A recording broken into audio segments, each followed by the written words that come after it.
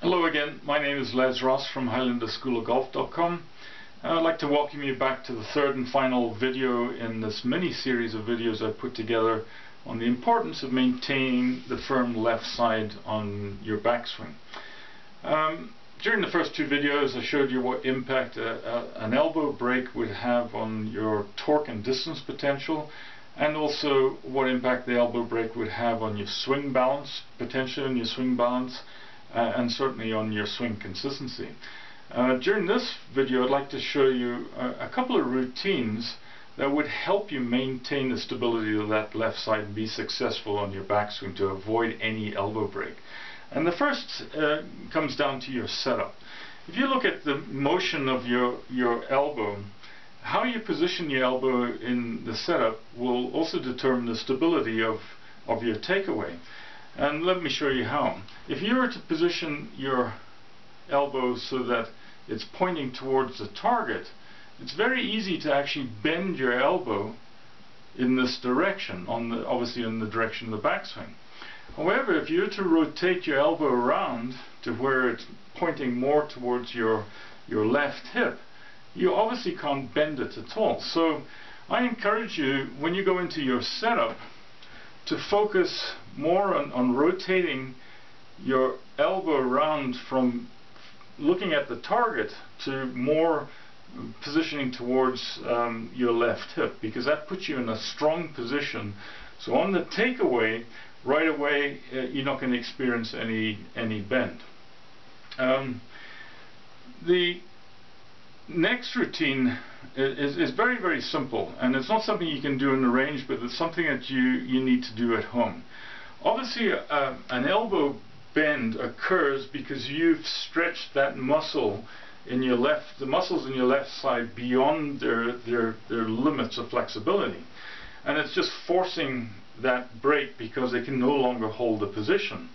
Well, in order to avoid that break, you need to understand what the limits of your flexibility are in your backswing. So the next routine would be to just simply stand in front of a mirror.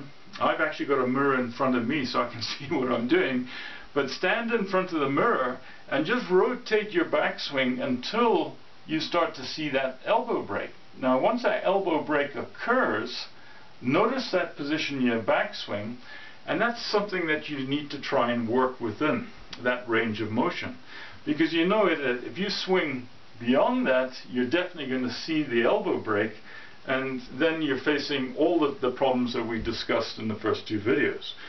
So you know, that second technique is purely one of trying to understand the range of motion of your backswing and work within that range of motion that would avoid the elbow break, because obviously if you keep swinging beyond that point, you know that you're definitely going to experience the break.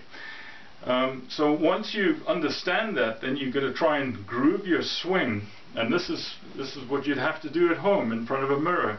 Just practice over and over within that range, and then try and put that into practice when you go out to your next practice session.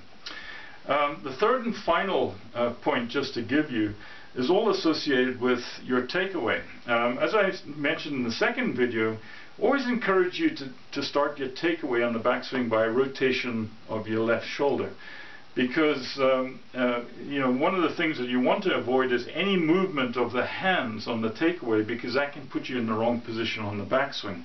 And let me show you what impact that could have on an elbow break. A typical problem I see some golfers do is that they initiate the backswing with a rotation of the hands. So even though I've got my elbow in a nice strong position, as soon as I rotate my hands, see what happens to my elbow. It moves from pointing down towards my hips to pointing towards the target. So again, I put myself immediately in a very weak position. So the key thing then, the final tip, is to, once you're in the right position, initiate the backswing with a shoulder turn, and avoid any turning motion of the hands, certainly over the first 6 to 10 inches of your backswing. And I guarantee you put all those tips into play, and you're starting to see much firmer left side, and with that a corresponding increase in distance and improvement in consistency. So anyway, that concludes the final video. I hope you found these 3 videos informative.